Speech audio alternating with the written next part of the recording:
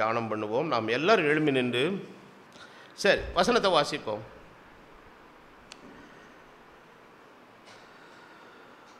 எபேசியர் 5வது அதிகாரம்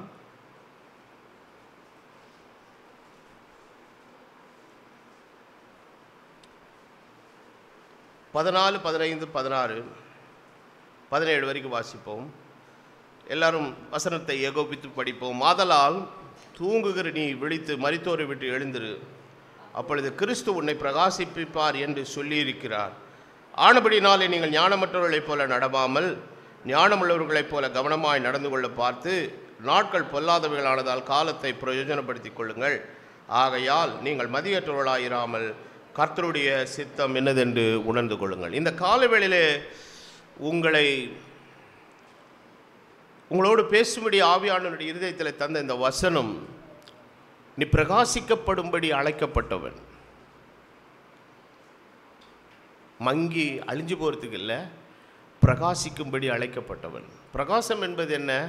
ஏதோ மூலையில் எரியுறதில்லை. இப்போ சூரியன் அடிக்குது பாருங்க, இது என்னதுங்க? பிரகாசம். சில பேர் வச்சிருப்பேன் பிரகாசம்னு. மூஞ்சிலையும் பிரகாசம் இருக்காது, வாழ்க்கையிலையும் பிரகாசம் இருக்காது. வெள்ளையன்னு வச்சுட்டு கருப்பாக இருப்பேன்.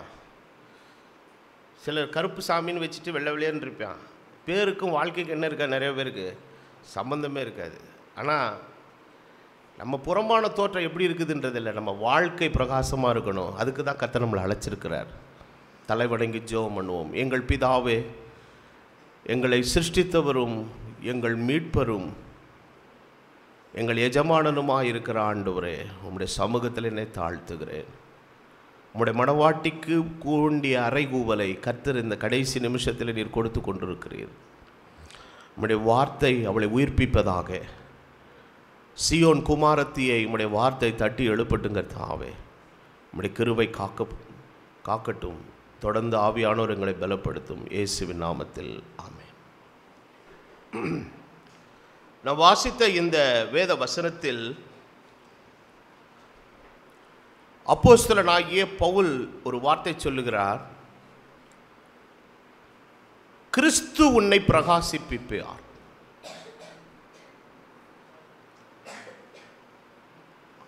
அந்த வாக்குத்தத்தத்தை அவர் சொல்லும் முன்பதாக ஒரு வார்த்தையை அவர் பயன்படுத்தார். என்னன்னா, அப்பொழுது அப்படிங்கிறார்.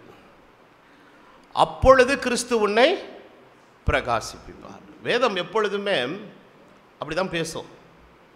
எந்த ஒரு விஷயத்தை கொடுக்க வேண்டும் என்று ஆண்டவர் முயற்சிக்கும் போது ஒரு கட்டளையை, ஒரு நிபந்தனை வைத்து தான் ஆண்டவர் சொல்வார், அப்பொழுது இது உனக்கு கொடுக்கப்படும். கர்த்தருக்கு பயந்து அவர்கள் வழிகளில் நடக்கிறவன் எவனோ அப்பொழுது அவன் ஆசீர்வதிக்கப்படுவான். இரவும் பகலும் எவன் வேதத்திலே தியானமாக இருக்கிறானோ அப்பொழுது அவன் இலையுதிராதிருக்கிற மரத்தை போல் இருப்பான். இன்று நான் உனக்கு விதிக்கிற உன் தேவனாகிய கர்த்தருடைய கட்டளையின்படி எல்லாம் நீ செய்வதற்கு கவனமாக இருந்தால் அப்பொழுது கீழ் சொல்லும் ஆசீர்வாதங்கள் வரும். நிறைய பேர் அந்த அப்பொழுதுக்கு முன்னால் உள்ள விஷயத்தை விட்டுருவாங்க. அதுதான் நம்ம பார்ட்டு. அப்பொழுது என்ன செய்ய போறேன்றது அவர் பார்ட்டு, அது அவர் பார்த்துக்குவார். ஆனால் நம்ம செய்ய வேண்டியதை நம்ம பார்க்கணும். அப்போ ஆண்டவர் தந்த வாக்குத்தத்தங்களை எல்லாம் நம்ம ஆர்டிஃபிஷியலாக கிரியேட் பண்ண முடியாது. கர்த்தர் என்னை பிரகாசிக்கும்படி வைத்திருக்கிறார் அப்படின்னு சொல்லிட்டு பிரகாசத்துக்கெல்லாம் நம்ம நடிக்கலாம் முடியாதுங்க. நான் பார் எவ்வளோ நல்லா பிரகாசமாக இருக்கிறேன். இன்றைக்கி லவோதிக்கா சபையினுடைய வஞ்சகம் அப்படி தான். எனக்கு ஒரு குறைவும் இல்லை, நான் திரவிய சம்பன்னன், எனக்கு எல்லாம் இருக்குது அப்படின்னு நினச்சிக்கிட்டு இருக்குது. ஆண்டவர் சொல்கிறாரு, என்கிட்ட வா, உனக்கு வஸ்திரத்தை தர்றேன். என்னிடத்துல வா, நான் உனக்கு புண்ணை தரேன். என்னிடத்துல வா, உன் கண்களுக்கு கலிக்கம் போட்டு உனக்கு பார்வையை தரேன். உன்னை நல்லா வச்சிருக்கிறேன். உனக்கு ஒரு மேன்மையான நிலையை நான் கொடுக்குறேன் அப்படிங்கிறாரு. ஆனால் சபை தான் எல்லாவற்றிலும் சரியாக இருப்பது மாதிரி தன்னை ஒரு கற்பனைக்குள்ளே வச்சிருக்குது. அப்போ கிறிஸ்து இந்த உலகத்தில் நமக்காக எதற்காக வந்தார்னா, இருளில் இருக்கிறவர்களை பிரகாசிக்க செய்ய வந்தார். வேத வசனம் என்ன சொல்லுகிறது? அவர் யாரை பிரகாசிக்க வந்தார்? கிறிஸ்தவர்களையா? வேதம் தெளிவாய் சொல்லுகிறது, எந்த மனுஷனையும் பிரகாசிப்பிக்கிற ஒளியே அந்த மெய்யான ஒளி. ஆமென். எந்த மனுஷன்னா யாரு? இன்னைக்கு உலகத்தில் இருக்கிற ஒட்டுமொத்த ஜனக்கூட்டத்தை ஒரு 4-5 கூறுகளாக பிரிக்கிறாங்க. அதாவது அவங்களுடைய முகம், சாயல், இதை வச்சு நம்ம அவங்கள 4 விதமாக கேட்டகரைஸ் பண்ணிடலாம். இந்த ஆஃப்ரிக்கன் டைப்பில் இருக்கிற அது ஒரு விதமான ரேஸ் உலகத்தில் மனுஷ வர்க்கத்தில் இருக்குது. இன்னொரு ரேஸ் எப்படின்னு பார்த்தீங்கன்னா மங்கோலியர்கள், அவங்க இதுலேருந்து வந்தது. அவங்க எல்லாமே இந்த சைனாலேருந்து, ஜப்பான்லேருந்து, தைவான்லேருந்து எல்லாம் நம்ம பொதுவாக சொல்லும்போது சப்பமுக்கன்னு சொல்லுவோம்ல, அந்த அந்த அந்த ஒரு கொரியா, அவங்க எல்லாம் அது ஒரு பெல்ட். அது வெள்ளை வெளியேன்னு இருக்கிறான் யூரோப்பியன்ஸ், அவங்க ஒரு தனி பெல்ட்டு. ஆனால் இதுக்கு நடுவில் நாம் இருக்கிறோம். நாம் கருப்பும் கிடையாது, வெள்ளையும் கிடையாது, நம்ம நடுநிலையில் இருக்கக்கூடிய நாம் ஒரு டைப் ஆஃப் ரேஸ் நம்ம இருக்கிறோம். இப்படி உலகத்தில் ஒட்டுமொத்த ஜனத்தொகையை ஒரு 4-5 பிரிவுகளாக தான் இருக்கிறாங்க. ஆனால் எந்த பிரிவின் அடிப்படையிலையும் தேவன் ஒரு மனிதனை பிரகாசிக்கிறதில்ல, எவனையும் பிரகாசிப்பிக்க அவரால் முடியும். இன்னைக்கு உலகத்தில் அறியாமல் எவ்வளோ இருக்குது அப்படின்றது இந்த ஆளுங்க பேசுறதுலேருந்தே தெரியும். எப்படி தெரியும்னா, கிறிஸ்தவத்தை என்ன சொல்லுவான், இது யார் கடவுள், கிறிஸ்தவ கடவுள் அப்படி, இங்கிலீஷ்காரன் கடவுளும்பா. இங்கிலீஷுக்கும் இதுக்கு என்னவே கிடையாதுங்க, சம்பந்தமே இல்லை. இயேசு பலஸ்தீனாவில் பிறந்தார், அது ஆசியாவில் இருக்குது. ஸோ அவர் யாருடைய நிலையில் சேர்ந்தவருங்க, நம்ம இன நிலையில் அவர் சேர்ந்தவர். அவர் அதே நேரத்தில் ஆங்கில புத்தாண்டுன்னுவான், அதுவும் மகாபெரிய தப்பு. இது ஆங்கில புத்தாண்டே கிடையாது. இது கிரேக்கர்கள் உருவாக்கின கேலண்டர். இது ஒரு நாள், உலகத்தில் ஒரு நாள் காட்டின்னு ஒரு காமனாக இருக்கணுங்கிற, எல்லாருக்கும் ஒவ்வொரு விதமான ஆண்டு பிறப்புகளெல்லாம் அவங்க ஒவ்வொருத்தர் வச்சுருக்கிறாங்க. சீனர்கள் அவங்க தனியாக கொண்டாடுறாங்க, ஜப்பானியர்கள் தனியாக கொண்டாடுறாங்க, இப்படி ஒவ்வொருத்தர் இருக்கிறாங்க. தமிழில் கூட சித்திரை 1 நமக்கு தமிழ் புத்தாண்டு அப்படிலாம் வச்சுக்க. தெலுங்கு யுகாதின்னு சொல்லுவாங்க. அதே மாதிரி மலையாளிஸ் அவங்களுக்கு ஒரு ஆண்டு கேலண்டர் இருக்குது, யூதர்களுக்கு ஒரு கேலண்டர் இருக்குது. இப்போ நாம் ஃபாலோ பண்ணுறது இது இங்கிலீஷ்காரன் கேலண்டரே கிடையாது. இது கிரேக்கர்கள் உருவாக்கினது. அதில் இருக்கக்கூடிய பேர்கள்லாம் பார்த்திங்கன்னா எதுவுமே இங்கிலீஷ் பேரே கிடையாது. ஆகஸ்ட்டு, செப்டம்பர், இது ஏதாவது இங்கிலீஷ் பேர் இருக்குதா பாருங்கள். அதில் ஜூலைலாம் பார்த்திங்கன்னா ஜூலியஸ் சீசரனுடைய பேர்னால் அது என்ன செய்தாங்க, வச்சாங்க. ஸோ அகஸ்டஸ் ராஜா இருந்தான், அவனுடைய பேரில் தான் எது வச்சுருக்கிறாங்க, ஆகஸ்ட் இருக்குது. இப்படி இதெல்லாம் மத்திய தரைக்கடலினுடைய கலாச்சாரத்தோடு இணைக்கப்பட்ட ஒரு விஷயம். இப்போ பாயிண்ட் என்னன்னா, கிறிஸ்து யாருக்குரியவர் என்றால் அவர் சர்வ உலகத்தின் பாவத்தை சுமந்து தீர்த்த தேவ ஆட்டுக்குட்டி. அவர் எந்த மனுஷனையும் பிரகாசிப்பிக்க முடியும். அப்போ இந்த பிரகாசமான வாழ்க்கைக்கென்று கடவுள் நம்மளை அழைச்சிருக்கிறாரு, அதை நம்பி தான் நம்ம வந்திருக்கிறோம்.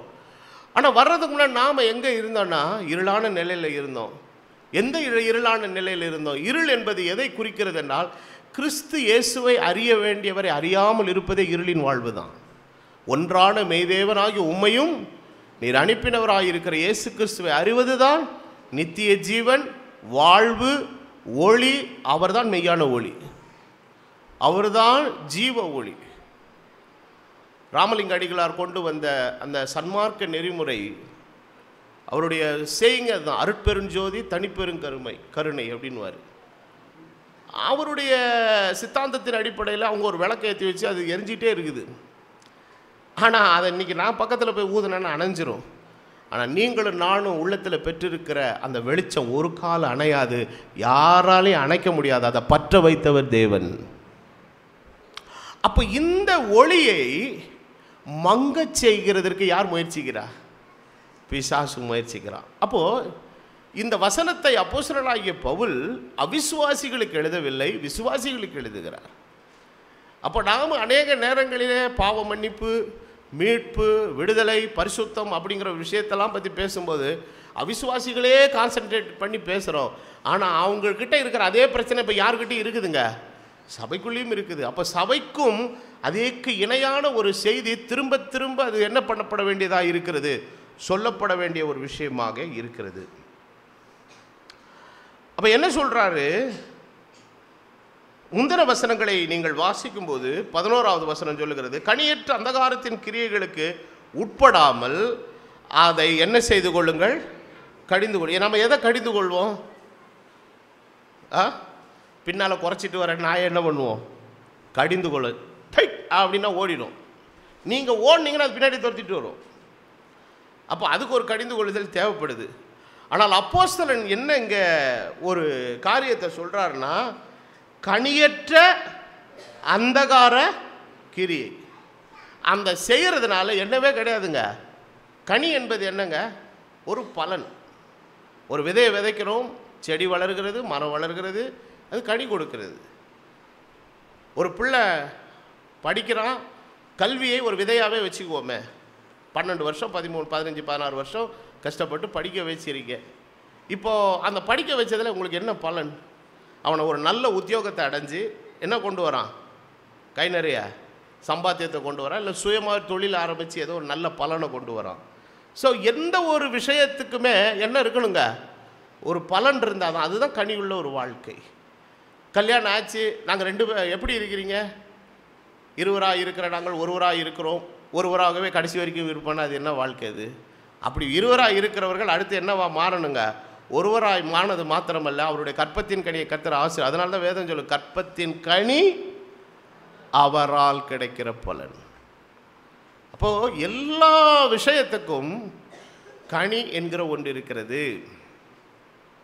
ஆனால் அந்தகார கிரியைகள் ஒன்று இருக்குது.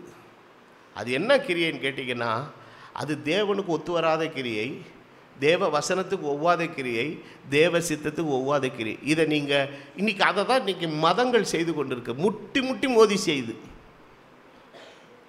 அப்போ அங்கே போகிறாங்க, இங்கே போகிறாங்க, இங்கே போகிறாங்க.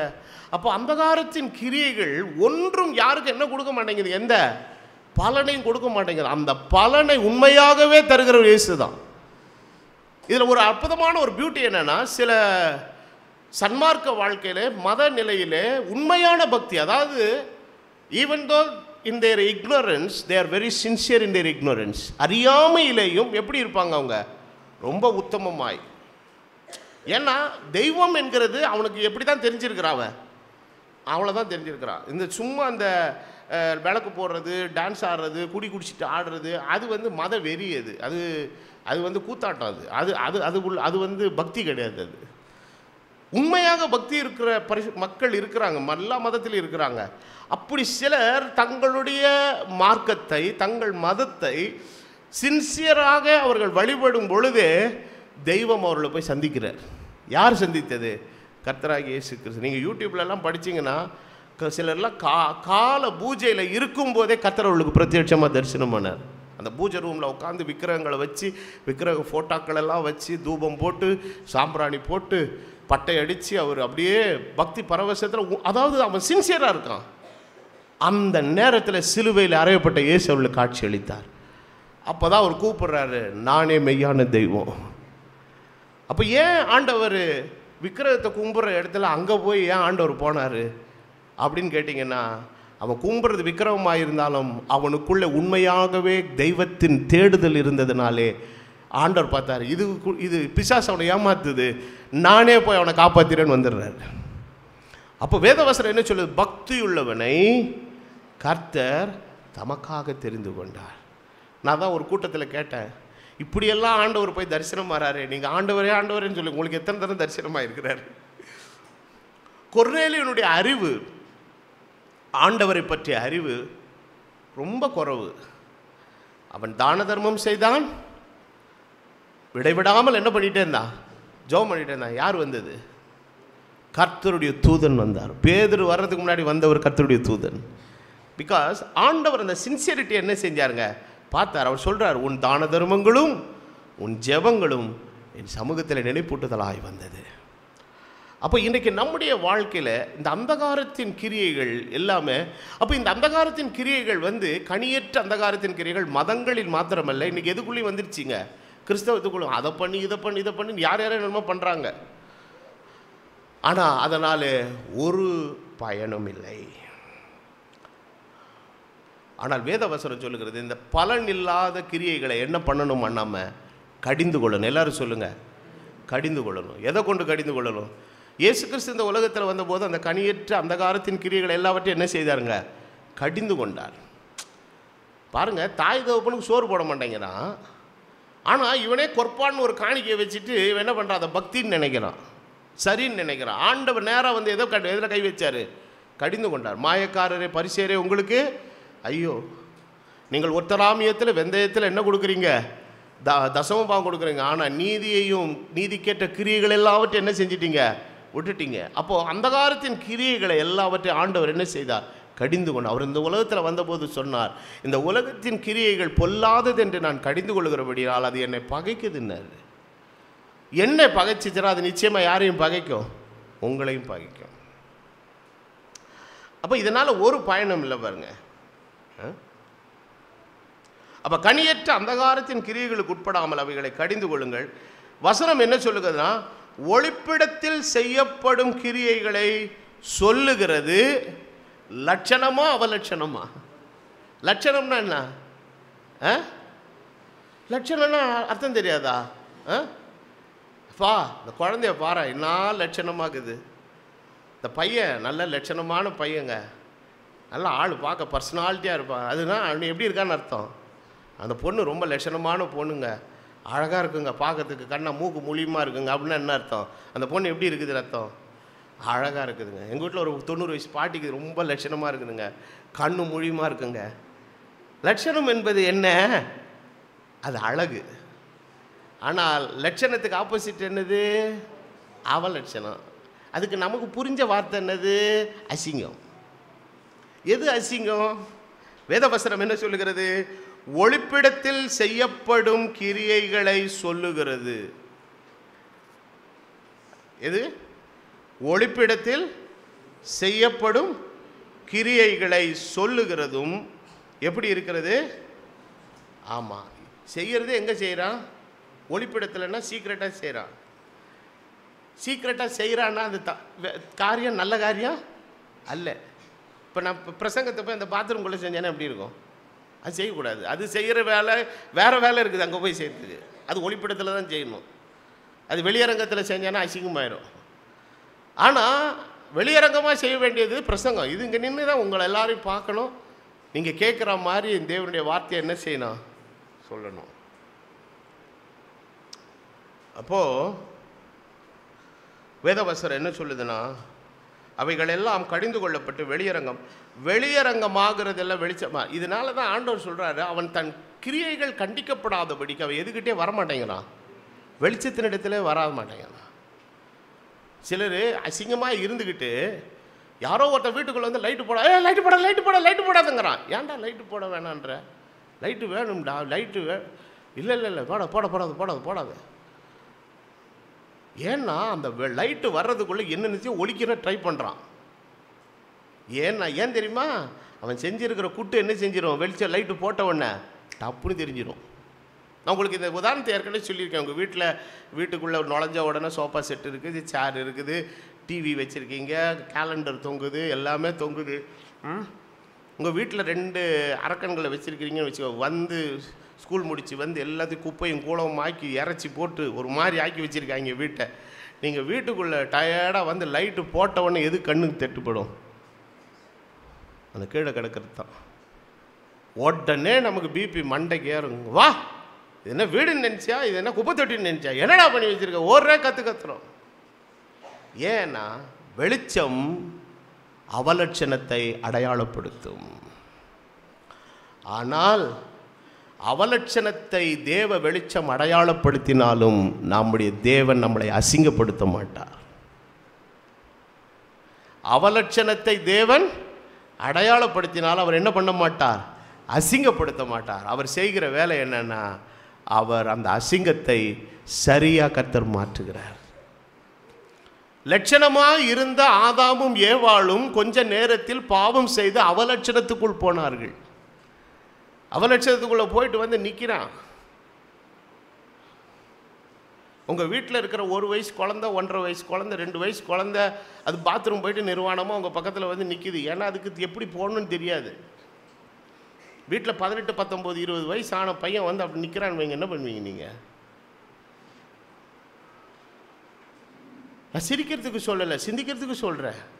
சிருஷ்டிகர்த்தாவாம் தெய்வம் அவர்களை தமது சாயலாக ரூபமாக உண்டாக்கி ஒரு நேர்த்தியாக கொண்டு போய் வச்சா எப்படி உடுத்திக்கணும்னு தெரியாம பைத்தியக்கார மாதிரி வந்து நிற்கிறான், 2 பேரும் எம்டியா. ஆனால் சிருஷ்டிகர்த்த தெய்வம் அவர்களை அசிங்கப்படுத்தவில்லை, அவருடைய நிர்வாணத்தை மூடினார். அப்போ நம்முடைய தேவன் நம்மளை வெளிச்சத்தினிடத்தில் கொண்டு வந்தபோது அந்த வெளிச்சம் நம்முடைய வாழ்க்கையினுடைய அவலட்சணங்களையும் அசிங்கங்களையும் அதை அடையாளப்படுத்தி கொண்டாலும் அந்த அசுத்தத்தை தேவன் கொண்டு நம்மளை கஷ்டப்படுத்தலை, அவைகளை எல்லாவற்றையும் சுத்திகரித்து நம்மளை தூய்மையாய் கர்த்தர் மாற்றினார். வேத வசனம் சொல்கிறது, இயேசு கிறிஸ்துவினுடைய இரத்தம் சகல பாவங்களை நீக்கி நம்மளை சுத்திகரிக்கும். அப்போது ஒரு சுத்திகரிப்பின் வாழ்க்கைக்காக தான் நம்ம யாருக்கிட்ட வந்திருக்கிறோம்? இயேசு கிறிஸ்துவினிடத்தில் வந்திருக்கிறோம். அப்போ யார் சுத்திகரிக்க முடியும்னா, சுத்தமாக இருக்கிறவன் தான் நம்மளை சுத்திகரிக்க முடியும். நம்முடைய தேவன் பரிசுத்தர். அப்போ அசுத்தமாக இருக்கிற நம்மளை சுத்திகரித்து கொள்ள பாத்ரூம்குள்ளே போயிட்டோம், குளித்து ரெடி ஆயாச்சு, துடைக்கிறதுக்கு சுத்தமான டவல் இருந்தால் தான் நம்ம குளித்ததில் பிரயோஜனம். கிச்சனில் யூஸ் பண்ணுற கறித்துணியை கொண்டாந்து கொடுத்தாங்கன்னா என்ன பண்ண முடியும்? இவ்வளோ நேரம் நம்ம உள்ளே இருந்ததுக்கு என்ன அர்த்தம்? இவ்வளோ சோப்பு போட்டதுக்கு என்ன அர்த்தம்? இவ்வளோ குளித்ததுக்கு எத்தனை அர்த்தம்? திருப்பி நம்ம அசுத்தமாக வெளியே வருவோம். வந்து தொடச்சிட்டு வெளியில் வரான், ஒரு மாதிரி வித்தியாசமான ஒரு நறுமணம் அவன் மேலேருந்து அடிக்குது, துர்மணம் அடிக்குது. என்னடா இவ்வளோ நேரம் குளிச்சேங்கிற? குளித்தேன், நல்லா தான், தண்ணி சுத்தமாக தான் இருந்தது, பாத்ரூமும் நல்லா இருந்தது, சோப்பும் நல்லா இருந்தது, தொடச்ச துணி சரியில்லை. என்ன துணியை வச்சுடா தொடச்ச? அது வந்து யாரோ அடுப்பங்கரையிலேருந்து எடுத்துகிட்டு வந்து கொடுத்தாங்க, அதை வச்சு தொடச்சேன். ஏண்டா என்கிட்ட கேட்டால் நல்ல டவலை கொடுத்துருப்பேனே. இயேசுவினிடத்தில் வரும்போது அவர் நமக்கு தூய்மையான வார்த்தையை கொண்டு நம்மை சுத்திகரிக்கிறார். அவருடைய வசனத்தினால், உம்முடைய சத்தியத்தினால் அவர்களை என்ன ஆக்கும்? பரிசுத்தமாக்கும். உம்முடைய வசனமே சத்தியம். அப்போ இந்த தேவ வார்த்தை நம்மளை என்ன பண்ணுதுன்னா, இந்த வெளியரங்கமாய் காணப்படுகிற எல்லா காரியங்களை, அசுத்தங்களை நீக்கி நம்மளை சுத்திகரிக்கிறது. அதான் வேத வசனம், இயேசு கிறிஸ்துவின் இரத்தம். அப்போ அந்த இரத்தத்தில் அந்த வல்லமை தான் இப்போ எதுக்குள்ளே இருக்குதுங்க? அவருடைய வசனத்துக்குள்ளே இருக்கிறது. அப்போ வெளியரங்கமாகும். வெளியரங்கமாகிறதெல்லாம் வெளிச்சமாக இருக்கிறது. அடுத்த வசனத்தில் வாசிக்கிற 14வது வசனத்தில், அப்பொழுது தூங்குகிற நீ மரித்தோரை விட்டு எழுந்திரு. எதை விட்டு எழுந்திரு? தூங்குகிற நீ மரித்தோரை விட்டு எழுந்திரு. இப்போ தூங்குகிற நீ என்ன பண்ணீங்கன்னா, தூங்கிக்கிட்டா இருக்கிறீங்க, நான் தூங்கிக்கிட்டா இருக்கிறேன் இல்லையே. இப்போ தூங்குகிற ஸ்டேட் அப்படிங்கிறது, அந்த நிலை எதை குறிக்குதுன்னா, ஒன்றுமே நம்ம என்ன பண்ணுறதில்ல, செயல்படாமல் இருக்கிற நிலைமை. செயல்படாமல் இருக்கிற நிலைமை. நைட்டு காலையில் எந்திரிக்கிறோம், 5 மணிக்கு எந்திரிக்கிறோம், காப்பி குடிக்கிறோம், வேதம் வாசிக்கிறோம், ஜெபம் பண்ணுறோம். அன்னையிலேருந்து நம்ம வேலை என்ன செய்யுது? கொஞ்சம் கொஞ்சமாக பிக்கப் ஆகுது. அதுக்கப்புறம் குளிக்கிறோம், போகிறோம், வரோம், ட்ரெஸ்ஸை மாட்டுறோம், கடைக்கு ஓடுறோம், போஸ்ட் ஆஃபீஸ் ஓடுறோம், பேங்க்குக்கு ஓடுறோம், வேலைக்கு ஓடுறோம், பிள்ளைகளை கொண்டு போய் ஸ்கூலில் விடுறோம், கொண்டு வரோம், கிரியை செய்துக்கிட்டே இருக்கிறோம். நைட்டு சாப்பாடு 9 மணிக்கு சாப்பிட்டு வயிற்றில் சாப்பாடு உள்ளே விழுந்த உடனே கொஞ்சம் கொஞ்சமாக எது குறைய ஆரம்பிக்குது? ஆமாம், கடைசியில் நம்ம செய்கிற ஒரு கிரியை, ஒரு தலைவாணி ஜெபம் ஒன்று பண்ணுவோம். பண்ணிவிட்டு படுத்தோம்னா அவ்வளோதான். நமக்கும் தெரியல என்ன நடந்துச்சுன்னே தெரியல. அந்த நிலை, அந்த தூங்குகிறது என்பது என்னென்னா, ஏன் பவுல் அதை யூஸ் பண்ணுறாருன்னா, it is a state that you cannot function anything. அதாவது நீ செயல்பட முடியாமல் இருக்கிற, உன்னையே நீ எங்கே இருக்கிறாய் என்பது கூட தெரியாமல் இருக்கிற ஒரு நிலை இருக்குதில்ல இது. ஆனால் பவுலப்போஸ்தலன் சொல்லுகிறார், நீ விழித்து கொள்ளுங்கிறார். அப்போ கிறிஸ்தவ வாழ்க்கையில் இதுவரைக்கும் கனியற்ற அந்தகாரத்தின் கிரியைகளை இவ்வளோ செஞ்சு ஒரு பிரயோஜனம் இல்லை. ஆனால் அங்கேருந்து நம்மளை தான் கர்த்தர் கொண்டு வந்து எங்கே கொண்டு வந்தார்? வெளிச்சத்துக்கு கொண்டு வந்தார். இப்போ வெளிச்சத்துக்கு வந்ததுக்கப்புறம் இந்த வெளிச்சத்துக்குன்னு சில கிரியைகள் இருக்குது. இந்த வெளிச்சத்தில் நம்ம செய்ய வேண்டிய சில நல்ல காரியங்கள் இருக்குது. இந்த வெளிச்சத்துக்குன்னு நம்ம செய்ய வேண்டிய நற்கிரியைகள் இருக்கிறது. அதை செய்யணும்னா ஆவியில் சோர்ந்து போய் உட்காந்துட்டாங்க நிறைய பேர். சில பேர் எப்படின்னா, கிறிஸ்துவுக்குள்ளே வருவாங்க, ஆரம்ப காலங்களில் ஒரு 2 வருஷம் 3 வருஷம் நல்லா ஓடுறது என்னவோ, ஒடியாடுறது என்னவோ, பாடுறது என்னவோ, ஜெபம் பண்ணுறது என்னவோ, கர்த்தருக்காக கிரியை செய்கிறது என்னவோ, அவங்க வாழ்க்கையே ஒரு பரபரப்பாக இருக்கும். அந்த பரபரப்பு நாட்கள் போக போக என்ன செய்ய ஆரம்பிக்குதுங்க? அப்படியே தோய்ந்து போய் அமைதியாக இருக்குது. எபேசு சபையில் ஆண்டவர் ஆரம்பத்தில் என்ன பண்ணுறாரு? அந்த கிரியை, அன்புக்கான கிரியை அவளிடத்தில் நிறைய இருந்துச்சு. உச்சகட்டத்தில் இருக்கிறாங்க. ஒரு நாள் ஆக ஆக என்ன ஆகுதுன்னா, அது அப்படியே என்ன செய்ய ஆரம்பிக்குதுங்க? ரெடியூஸ் ஆக ஆரம்பிக்குது. ஆண்டவர் சபையை கடிந்து கொள்கிறாரு. நீ ஆதியில் செய்த கிரியைகளை மறுபடியும் செய். என்ன கிரியை? உங்கள்கிட்ட ஆரம்பத்தில் என்ன இருந்தது? அன்பு இருந்தது. ஆனால் இப்போ அந்த அன்பு இல்லையே. பவுல் கேட்கிறார், நீங்கள் என்னை பார்த்தீங்கன்னா எதையே பிடிங்கி கொடுக்க ரெடியாக இருந்தீங்க? கண்ணையே பிடிங்கி கொடுக்க ரெடியாக இருந்தீங்க. அந்த அன்பு இப்போ எங்கே போச்சு? கொரிந்து சபைக்கு கொஞ்சம் காட்டமான நிருபத்தை தான் எழுதியிருக்கிறாரு. ஆனால் சொல்லிவிட்டு ரொம்ப டிசப்பாயின்மெண்ட்டாக தன்னை எக்ஸ்ப்ரெஸ் பண்ணுறார். நான் உங்களிடத்தில் அதிகமாக அன்பு கூர்ந்திருந்து நீங்கள் கொஞ்சமாக என்னிடத்தில் என்ன கூறுறீங்க? அன்பு கூறுறீங்க. ஏன்னா இப்போ பவுல் கொஞ்சம் சில பின் அண்ட் பாயிண்ட்டாக பிடிக்கிறார். அதாவது எந்த தப்பையும் அவர் ஒளிவு மறைவு இல்லாமல் கொரிந்தியரில் பிச்சு வச்சுட்டாரா, அது சபையாருக்கு கொஞ்சம் கஷ்டமாக இருக்குது. அதனால் ஆரம்பத்தில் காட்டின அந்த அன்பிலிருந்து அவங்க என்ன செய்கிறாங்க? அப்போ கிறிஸ்தவ வாழ்க்கை என்பது அப்படி அல்ல. அப்போ செயலற்ற நிலைமையில் இன்றைக்கி நம்முடைய கிறிஸ்தவ வாழ்க்கை இருக்குமானா அப்படி இருக்கக்கூடாது. நம்ம என்ன செய்யணுங்க? இப்போது என்ன பண்ணுறதுனா, இப்போ ஜனங்களை ஒரு பேசிக் லெவல், அதாவது காலையில் எந்திரிக்கணும், ஒரு பைபிள் வாசிக்கணும், ஒரு ஜெபம் பண்ணணும், ஒரு ஞாயிற்றுக்கிழமை ஆனால் அட்லீஸ்ட் எதுக்கு வரணும்? சபை கூடி வருதலுக்கு வரணும். இந்த மாதிரி சின்ன சின்ன விஷயங்களுக்கே அது சொல்லுவாங்க தார்குச்சின்னு ஒன்று சொல்லுவாங்க.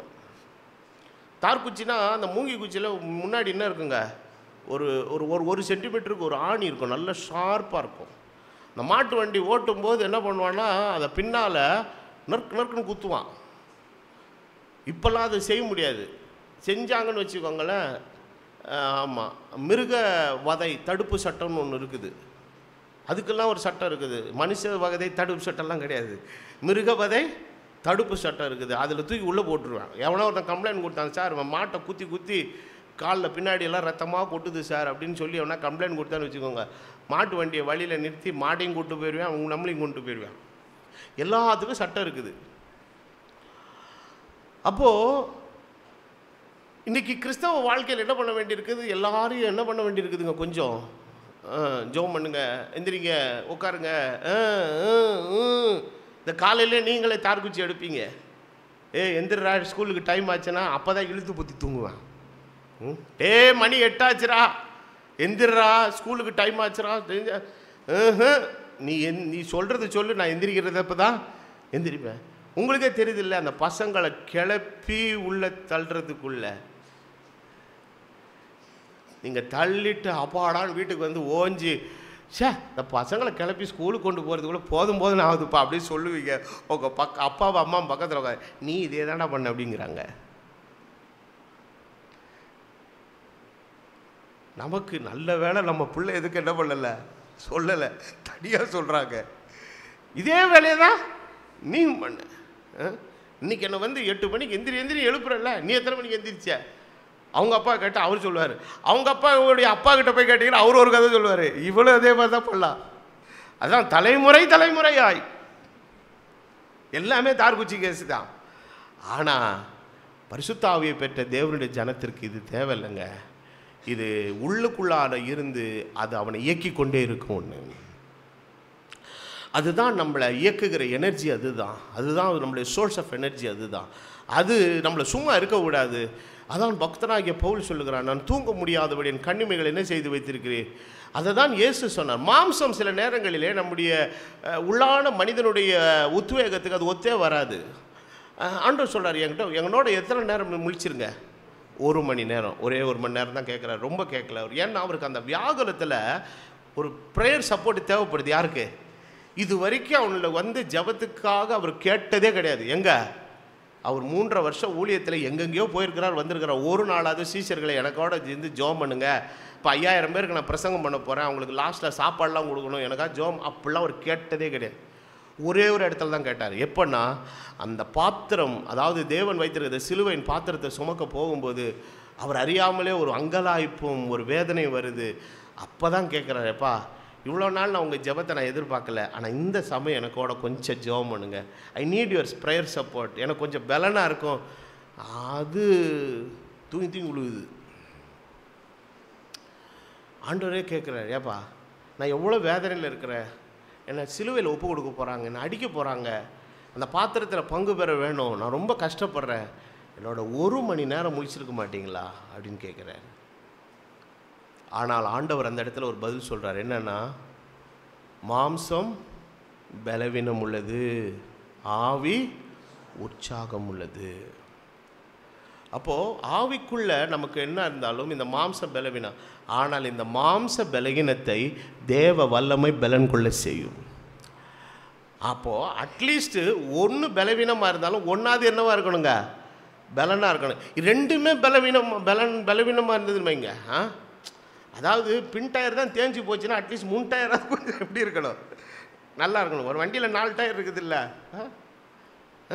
பின்னாடி டயர் தான் கொஞ்சம் ஒரு மாதிரி தேஞ்சு ஒரு மாதிரி இருக்குது, அட்லீஸ்ட் 3 டயராவது எப்படி இருக்கணுங்க, நல்லா இருக்கணும். அப்படின்னும் போது ஏதோ ஒரு இடத்த விட்டு ஒரு இடத்துக்கு போயிடுவோம் அப்படிங்கிற ஒரு நம்பிக்கை நமக்கு இருக்குது. எல்லாமே தேஞ்சு ஃப்ளாட்டாக இருக்குதுன்னா என்ன பண்ணுறது, ஒன்றுமே செய்ய முடியாது. அப்போ இன்றைக்கு உள்ளான மனுஷனில் நாம் அடைகிற அந்த பலன் நம்மளை என்ன பண்ண, அதுதான் அப்போஸ்தலன் நிருபத்தில் எழுதும்போது எபிரேயரில் எழுதுகிறார். அதாவது சபை கூடி வருதலை சிலர் விட்டு விடுகிறது போல நாமும் விட்டுவிடக்கூடாதுன்னு சொல்லிட்டு அதுக்கு ஒரு காரணத்தை சொல்லாரு. நீங்கள் ஒருவரை ஒருவர் உற்று கவனித்து, எது ஒருவரை ஒருவர் உற்று கவனித்து, எதுக்காக உற்று கவனிக்க சொல்கிறாரு, நற்கிரியைகளை செய்கிறதுக்கு நம்ம என்ன பண்ணணும், to provoke to do the good deeds. நல்ல கிரியைகளை செய்கிறதுக்கு நம்ம என்ன பண்ணணும், தூண்டப்படணும். அதாவது சபைக்கூடி வருதலில் வரும்போது ஒருத்தரை பார்த்துட்டு தூங்கிறதுக்கு கற்றுக்கூடாது, ஆராதனை நடக்கும்போது 4 தடவை பாத்ரூம் போகிறதுக்கு கற்றுக்கூடாது, இப்படி மண்டையை செஞ்சுட்டு கவனம் இல்லாமல் இருக்கிறதுக்கு கற்றுக்கூடாது. அதை கற்றுக்கிறதுக்கு இங்கே வரல. நம்ம எதை பண்ணணும், நம்மளை ஒருத்தர் பார்த்தாலே பாரு என்ன அழகாக பாடுறாங்க, அப்போ நானும் பாடுவேன். அந்த அம்மா வர எவ்வளோ வயசானவங்க என்ன அடிக்கிறாங்க, கைத்தட்டு, நானும் அடிப்பேன், நானும் நல்லா கைத்தட்டி பாட போகிறேன். இதுதான் ப்ரொவோக்கு. அந்த அம்மா நல்லா கொரட்டை விட்டு தூங்குது, நான் இந்த பக்கம் தூங்க போகிறேன். அந்த அம்மா சுப்ரானா பாடுதுன்னு ஆல்டோ பென்னட் பேஸ் பாட போகிறேன்னு 4 பேரும் குவார்டெட் பாடினீங்கன்னா எப்படி இருக்குன்னு நினைக்கிறீங்க?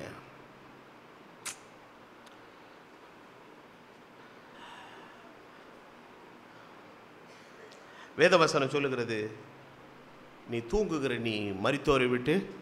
அப்போ இன்றைக்கி ஆவிக்குரிய வாழ்க்கையில் நீங்கள் ஏதோ ஒரு விஷயத்தை செயல்படாமல் இருக்கிறீங்க. ஒரு காலத்தில் நீங்கள் செயல்பட முடியாமல் நீங்கள் அப்படியே தொவிஞ்சு போய் உக்காந்துருக்கிறீங்க. நீங்கள் இந்த நாளிலே கர்த்தர் உங்களை தட்டி எழுப்புறார். நீ செய், நீ ஓடு, நீ கர்த்தருக்காக செயல்படு. ஆதியில் கொண்டிருந்த ஜெபம் எங்கே, ஆதியில் கொண்டிருந்த வயசெல்லாம் பேசவே கூடாது. இப்போ எங்களுக்கு என்ன வயசு என்ன, திரும்ப எங்களுக்கு என்ன இப்படியே ரிவர்ஸ்லியா போகுது. Happy birthday. Last year I celebrated my 50th birthday. I am very happy to announce this year I am celebrating my 49th birthday. யாருக்கு இங்கே ரிவர்ஸ் கியரில் போகுது, எல்லாருக்கும் முன்னால் தான் போகுது. ஆனால் கர்த்தருக்கு காத்திருக்கிறவர்கள் புது பலன் அடைவார்கள். அவர்கள் வயது திரும்ப வாழ வயது போல் ஆகிறது. இந்த வயசை வச்சுக்கிட்டு இங்கே யாராவது சோகப்பாட்டு பாடினாங்கன்னா என்னால் சத்தியமாக ஏற்றுக்க முடியாது. எனக்கு வயசு ஆக தான் நல்ல பலன் ஆண்டவர் கொடுக்குறாரு. அப்படி தான் இருக்கும். ராத்திரி படுக்கும்போது இந்த திருக்கழுக்குன்ற கொசு ஒரு அற்புதமான ஒரு கொசு. அதை கடவுள் ஒரு நாய் சைஸில் பூனை சைஸில் வச்சுருந்தா நான் பிடிச்சி வச்சு சித்திரவதை பண்ணிடுவேன். அப்படி டார்ச்சர் பண்ணுது. கரெக்டாக 3 ராத்திரி பழி வாங்கிச்சு. ஆனாலும் முடியல, எந்திரிக்க முடியல தான் காலில். ஆனால் இங்கே வந்த உடனே ஏதோ ஒன்று நம்மளை நிற்க வைக்கும். அதுதான் கர்த்தர் தருகிற உன்னதமான பலன். என்னை பார்த்தா நல்லா பொங்கல் வடையும் கெட்டி சட்னியும் சாப்பிட்டு வந்த மாதிரி இருக்குல்ல? இல்லை, கர்த்தர் தந்த பலன். அப்போது கர்த்தருக்கு காத்திருக்கிறவர்கள் என்ன அடைவார்கள்? புது பலன் அடைவார்கள். அவர்கள் வயது திரும்ப எப்படி ஆகுங்க? வாழ வயது போல் ஆகிறது. அன்றிருந்த பலன் எனக்கு இன்றைக்கும். இதுதான் கிறிஸ்தவன் செய்ய வேண்டிய அறிக்கை. அப்போது கிறிஸ்துவுக்காக கிரியை நடப்பிக்கிறதுல ஒரு ஃபுல் ஸ்டாப்பே கிடையாது. அதை நம்ம கர்த்தர் வர்ற வரைக்கும் செய்துக்கிட்டே இருக்கணும். அப்போ இயேசு கிறிஸ்து இந்த உலகத்தில் இருந்தபோது அவர் ஆரம்பித்த கிரியையை முடிவு வரைக்கும் அவர் செய்து முடித்தார். அதை தடை பண்ண அவருக்கு பெரிய பிரச்சனைகள் வந்தது, நெருக்கங்கள் வந்தது, எல்லாம் வந்தது. ஆனால் அவர் செய்து முடித்தார். இந்த ஒரு செயலுக்குள்ளே எப்போ வரோமோ அப்போ தான் கர்த்தர் என்ன சொல்கிறார், நான் உன்னை என்ன பண்ணுவேன், பிரகாசிப்பிப்பேன். அப்பொழுது கிறிஸ்து உன்னை பிரகாசிப்பேன். மரித்தோரை விட்டு எழுந்து அவருக்காக கிரியை நடப்பிக்க போகும் பொழுது தான் நம்முடைய வாழ்க்கை கர்த்தர் என்ன ஆக்குகிறார், பிரகாசமாக்குகிறார். அப்போ தேவன் நம்மளை இருளான நிலைக்கு அல்ல, மங்கி போகிற, அதான் வேதவசனம் சொல்லுவார், அவர் நெறிந்த நாணலை முறியாமலும் மங்கி எறிகிற திரியை அணையாமலும். சிலர் வேலை ஸ்தலத்தில் எதிர்பாராமல் பலகீனங்கள் சரீரத்தில் வந்துடும். ஆனால் வேலையை விட்டு உடனே எடுக்க மாட்டாங்க, கொஞ்சம் வாய்ப்பெல்லாம் கொடுப்பாங்க. அவர் கொஞ்சம் லகுவான வேலைகள் அப்படி இப்படின்னு மாற்றிக்கிது. ஏன்னா எல்லாருக்குமே that is their bread and butter, அது அவங்களுடைய வாழ்வாதாரம் இல்லையா? ஸோ அதனால் எடுத்த உடனே அப்படிலாம் பண்ண மாட்டாங்க. ஏதோ ஒரு ஸ்டேஜில் இவனை எம்ப்ளாயாக தொடர்ந்து இந்த கம்பெனிலே வச்சுருக்க முடியாதுன்னா என்ன பண்ணுவாங்க, company will decide to give a settlement. அவனுக்கு ஏதாவது ஒரு நல்ல தொகையை கொடுத்து, ஒரு இன்சூரன்ஸையோ இல்லை மெடிக்கல் கேர் ஏதோ ஒன்று கொடுத்து அவனை நல்லபடியாக என்ன செய்வாங்க, வீட்டுக்கு இனிமேல் உன்னை வச்சு சம்பளம் கொடுக்க முடியாது ராஜா, நீ வீட்டுக்கு போ, உன்னுடைய இடத்துக்கு எங்களுக்கு வேறு ஒரு மேன் பவர் என்ன செய்யுது, தேவைப்படுது. நம்ம தேவன் அப்படி அல்ல.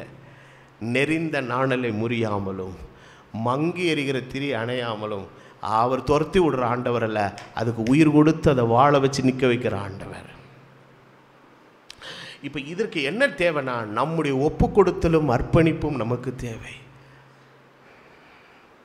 ஆனால் பிசாசு ஒரு காதில் சொல்லுவான், எல்லாம் முடிஞ்சிடுச்சு, நீ என்ன பண்ணி கிழிக்க போகிற, ஒன்றும் பண்ண வேணாம், நீ கம்முன்று, நீ செஞ்சதெல்லாம் போதும், செஞ்சு என்னத்தை அடைஞ்ச அப்படின்னு போட்டு அது நம்மளை என்ன செய்யும், அமுக்குன்னு அமுக்கும்.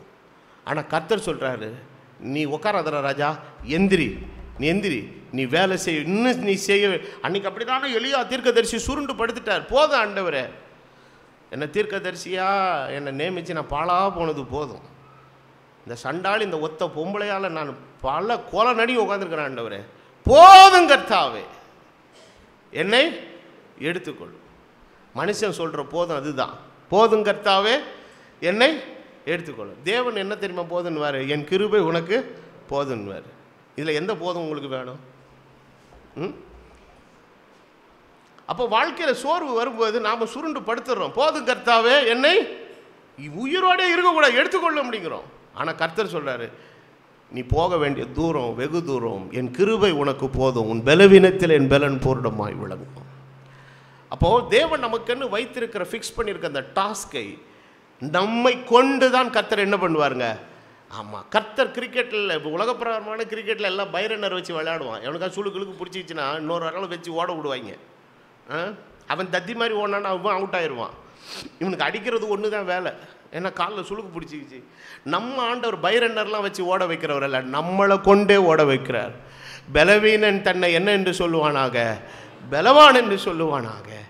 அன்றைக்கு ஆண்டவர் கிதியோனை அழைத்த போது அவன் அப்படி தான் ஜக்கா வாங்குறான். ஆண்டவர் இதெல்லாம் நமக்கு ஒர்க் அவுட் ஆகாது ஆண்டவர், என்னை விட திறமைசாலிங்க பிரமாதமான ஆட்கள்லாம் இருக்கிறாங்க. மோசே சொல்கிறான், எனக்கு பேசவே வராது, I am not a good spokesman. ராஜா கிட்ட போய் பேசுகிற அளவுக்கு, டிப்ளமேட்டிக்காக பேசுகிற அளவுக்கு அந்த புத்தி ஞானம்லாம் கிடையாது. ஆளை பார்த்தா போட்டு தள்ளிடுவேன், அந்த அளவு டென்ஷன் பார்ட்டி நான். அதுதான் உன்னுடைய ஒரிஜினல் ரியாலிட்டி. யாருடைய ரியாலிட்டி? மோசேயுடைய ரியாலிட்டி. அந்த மந்த நாவையும் திக்கு வாயையும் பேச வைத்து தான் லட்சாதி லட்சம் ஜனங்களை கர்த்தர் கொண்டு வந்தார். நியாயப்பிரமாணத்தை சபைக்கு கொடுத்தார், ஆசரிப்பு கூடாரத்தின் கட்டுமானத்தை சபைக்கு கொடுத்தார், 10 கட்டளைகளை கர்த்தர் எதுக்கு கொடுத்தார்? சபைக்கு கொடுத்தார். மோசே தான் சபையாரோடு பேசினான்.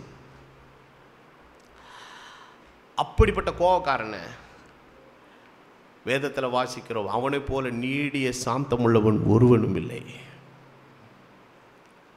இது எதனுடைய அடையாளம்னா, தேவன் ஒரு பாத்திரத்தை தம்முடைய கருத்தில் எடுக்கும்போது அவருடைய வேலைக்காக அதை ஆண்டவர் சரிப்படுத்தி செம்மைப்படுத்தி அதை ஒரு பிரயோஜனமுள்ள ஒரு பாத்திரமாய் தேவன் நடத்துகிறார். நான் ஏற்கனவே உங்களுக்கு செய்தியில் சொன்னது போல், உலக பிரகாரமாக ஒரு வேலையில் நம்ம போகணுன்னா அன்றைக்கி எப்படி போகிறாங்க? நீங்கள் எல்லாம் இன்டர்வியூ அட்டன் பண்ணியிருப்பீங்க. எனக்கெல்லாம் அந்த அனுபவம் கிடையாது. எனக்கு இன்னும் இன்டர்வியூக்கு எப்படி போகணும், எப்படி பேசணும்லாம் கூட தெரியாது.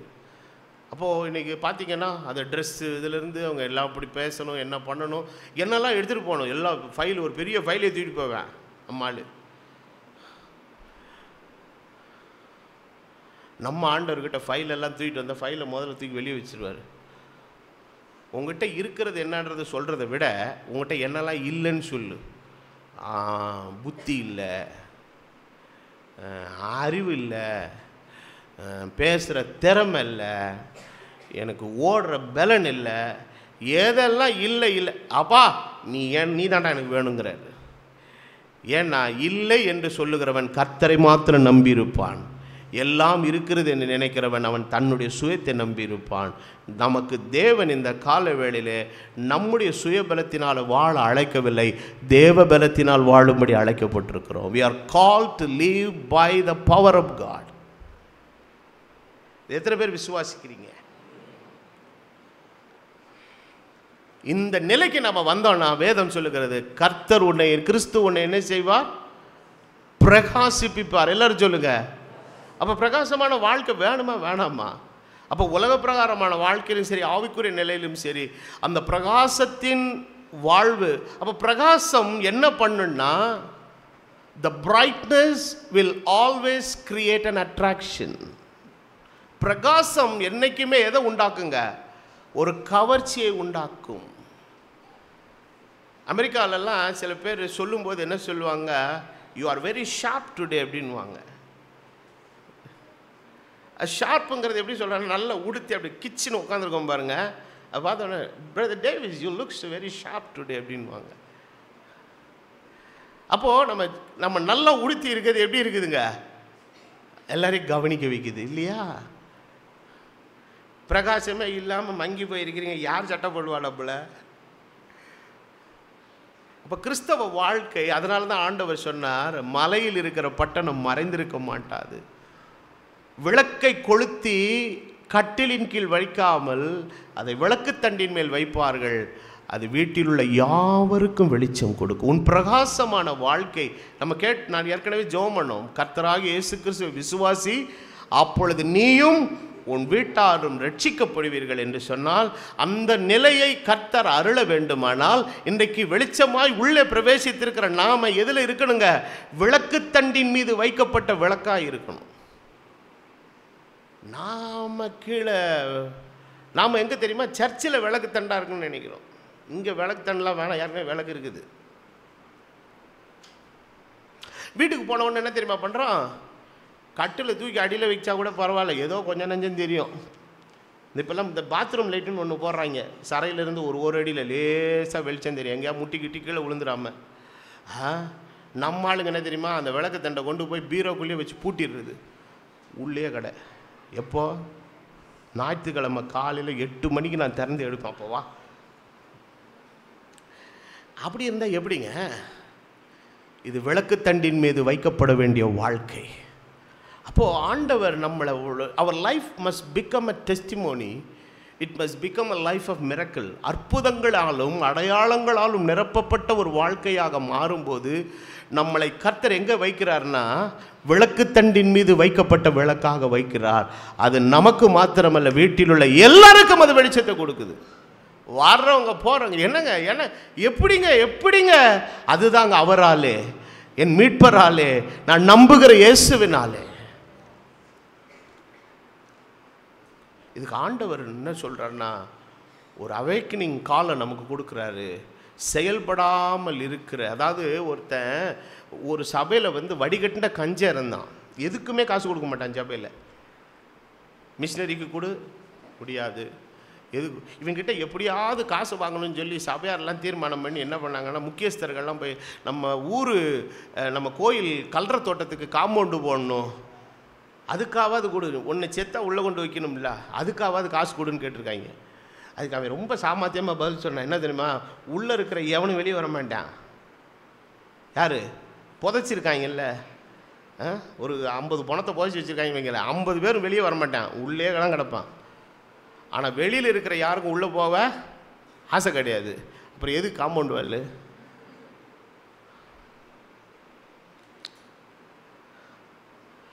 அப்போது மரித்த நிலைமைங்கிறது என்னென்னா, அங்கே ஒன்றுமே இருக்காது. அந்த இடத்துக்கு காம்பவுண்டு வேணாம், எதுவும் வேணாம். செத்த பணத்துக்கிட்ட 1 ரூபா இல்லை, கோடி ரூபா வச்சிங்கனாலும் அங்கேயே இருக்கும். ஆனால் உயிரோடு இருக்கிறவன் பக்கத்தில் ஒரு சாக்லேட் வச்சிங்கன்னா போயிட்டு வரும்போது இருக்காது, அட்டை போட்டு போயிடுவேன்.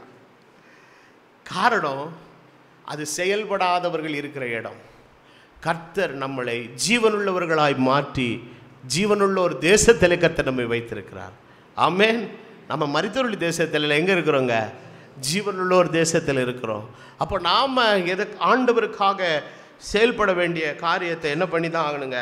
செயல்படுத்தி தான் ஆகணும். ஆகவே வேதம் சொல்லுகிறது, அப்பொழுது கிறிஸ்து உன்னை என்ன செய்வார்? பிரகாசிப்பார். அப்போ அந்த பிரகாசமான வாழ்க்கையை டிமினிஷ் பண்ண, அதை வந்து குறைக்க, அழிக்க தான் பிசாசு என்ன பண்ணுறாங்க? முயற்சி பண்ணி ஏதாவது ஒரு ப்ரெஷரை கொண்டாந்து உள்ளே ஏற்றி விட்டு நம்மளை அப்படியே ஒரு மாதிரி நிலகொலையே வச்சுக்கிட்டே இருப்பான். இதை அடையாளம் கண்டுக்கிட்டாங்கவங்க தப்பிச்சுக்கிட்டாங்க. இதுக்கு அப்படி அடையாளம் காணாமல் அதுக்கு கொஞ்சம் சப்போர்ட்டிவாக போகணுன்ற நிலையில் மனசை விட்டு கொடுத்துட்டாங்கன்னு வச்சுக்கோங்களேன். நான் இதை தானே எதிர்பார்த்தேன்னு சொல்லி அதை கப்புன்னு பிடிச்சி வச்சுக்குது அவனை. அப்போது இருளின் அதிகாரம் நம்மளை வந்து கர்த்தருக்கேற்றபடி கிரியை செய்ய முடியாதபடி அதை எதிர்த்து நிற்கும்போது அதை பொல்லாத தேவனுடைய பொல்லாத ஆவி என்பதை அடையாளம் கண்டு நீங்கள் அதை என்ன பண்ணணும்? கடிந்து கொள்ளணும். எல்லாரும் சொல்லுங்க, இயேசுவின் நாமத்தில் போ பிசாசு. 2 நாள் ஜோசப்புக்கு லீவு கொடுத்தாங்க. நேற்று வந்து மத்தியானம் டியூட்டி வந்திருப்பா அப்படின்ட்டாங்க. இங்கே போட்ட ஜபத்தில் திடீர்னு SMS வந்துருச்சு, நீ நாளைக்கு நைட் டியூட்டியே வாண்டான். நம்ம அதுக்கு தீனி போட்டோம்னு வைங்களேன், அது என்ன பண்ணும்? நம்மளை இழுத்துட்டு போவோம். நம்ம கடிந்து கொள்ள வேண்டிய இடத்துல கடிந்து கொண்டோன்னா நடக்க வேண்டிய கிரியை தானாக என்ன செய்யுங்க? நடக்கும். ஏனென்றால் இன்னைக்கு எல்லா இடங்களிலேயும் அந்த அந்தகாரத்தின் கிரியைகள் தேவனுடைய ஜனத்தோடு என்ன செய்துங்க? போராடுது. நான் ஒரு டிக்கெட் கவுண்டரில் போய் நின்னா கூட I always I plead the blood of Jesus. இயேசுவின் ரத்தத்தை நான் என்ன பண்ணுறேன்? ஆண்டவரை தெளிக்கிறேன்னு சொல்லிட்டு தான் கிட்ட போவேன். முன்னாடி இருக்கிற வரைக்கும் சிரிச்சு பேசுவேன். நம்ம போனவனே இஞ்சி தின குரங்கு மாதிரி மாறிடுவேன். ஏன் மாறினானே தெரியாது. வள்ளுன்னு விடுவான். ஏன்னா அது நம்மளை பார்த்தாலே சிலது என்ன பண்ணணும்னா மோத்துமாவும் பார்க்காது. இது நீங்கள் உங்களுக்கு அனுபவம் இருக்குதா இல்லையாங்க? இன்னும் என் வாழ்க்கையில் என்னுடைய அனுபவத்தை நான் சொல்கிறேன். Some people they never see me face to face. இப்படி போனால் அப்படி ஓடும், அப்படி போனால் இப்படி வரும். ஏன்டா கிட்ட போனால் தலையை குனிஞ்சிக்கும். இது என்ன பேயா பிசாசு ஆகுது? அப்போது உள்ள வேற ஒரு ஐட்டம் உட்காந்துருக்கிறதுனால அது என்ன பண்ண விட மாட்டேங்குது? ஃபேஸ் டு ஃபேஸ் பார்க்க விட மாட்டேங்குது. அப்படிலாம் கிராஸ் பண்ணும்போது I rebuke that spirit in the name of the Lord Jesus Christ. கடிந்து கொண்டுக்கிட்டே இருக்கணும். அது நேராக கடைஞ்சு கொண்டான்னு வைங்களேன், கோயிலுக்கு வராது. அடுத்த வாரமே கோயிலை விட்டு நின்று போயிடும். நல்லா விளங்கிக்கோங்க, இதெல்லாம் உண்மை, நான் சொல்கிறது சத்தியம். அப்போ தேவன் நம்மளை பிரகாசத்துக்கு என்று அழைத்திருக்கிறார். அப்போ இன்றைக்கி இந்த அந்தகாரத்தின் கிரியைகள் இன்றைக்கி தேவனுடைய ஜனத்தோடு என்ன செய்து எதிர்த்து போராடுது. அன்றைக்கு செருபாபேல் கர்த்தருடைய ஆலயத்தை கட்ட வேண்டும் நிற்கிறான், யோசுவா நிற்கிறான், எல்லாரும் நிற்கிறாங்க. ஆனாலும் பிசாசு ஆக்ரோஷமாக எந்திரிச்சு நிற்கிது. ஆண்டவர் சொல்கிறாரு, செருபாபேலை நீ பயப்படாதே, உன் கையில் இருக்கிற தூக்கு நூலை கர்த்தருடைய கண்கள் என்ன செய்கிறது? பார்க்கிறது. உன் வேலை முடிகிற வரைக்கும் அது நடந்தும். கர்த்தரே அதை துவக்கினார், கர்த்தரே அதை என்ன செய்வார்? முடிப்பார். இது உன்னுடைய பலத்தினால் அல்ல, பராக்கிரமத்தினால் அல்ல, கர்த்தருடைய ஆவினாலே ஆகும். எத்தனை பேர் விசுவாசிக்கிறீங்க இந்த கால வேளையில்? இதை சொல்லிட்டு அடுத்த ஒரு வார்த்தை சொல்றார், நீங்கள் ஞானமற்றவர்களைப் போல நடவாமல். இது எல்லாமே கண்டினியூவேஷன் தான். நான் வாசித்த இந்த 6 வசனங்களும் அப்பொழுது அப்படின்னு சொல்லி ஒரு விஷயத்தை சொல்லிட்டு அப்பொழுதுங்கிறாரு. அடுத்து ஒரு விஷயத்தை சொல்லி ஆனபடியினாலேங்கிறாரு. நீங்கள் ஞானமற்றவர்களைப் போல நடவாமல் ஞானம் உள்ளவர்களைப் போல நடந்து கொள்ள பார்த்து. இப்போ ஞானம் உள்ளவர்களைப் போல நடந்து கொள்ளுதல்னா என்ன? நமக்கு என்ன ஞானம் வேணும்? Being smart is not at all enough. ஸ்மார்ட்டாக இருக்கிறன்றதெல்லாம் ஆண்டவருக்கு வேணாங்க. ஆண்டவர் எதிர்பார்க்குற ஞானம் வேறு. கர்த்தருக்கு பயப்படுதெல்லாம் ஞானம். ஆமென். நம்முடைய ஞானமே தேவன் தான் நம்முடைய ஞானம். அப்போது ஞானமற்றவர்களைப் போல நடவாமல் ஞானம் உள்ளவர்களைப் போல எப்படி நடக்கணும்? அப்போது இன்றைக்கு நம்முடைய கிறிஸ்தவ வாழ்க்கை நடையில் என்ன தேவை? கவனம் தேவை. எல்லாரும் சொல்லுங்கள், என் கிறிஸ்தவ வாழ்க்கையில் எனக்கு ஒரு கவனம் தேவை. என்ன கவனம் தேவை?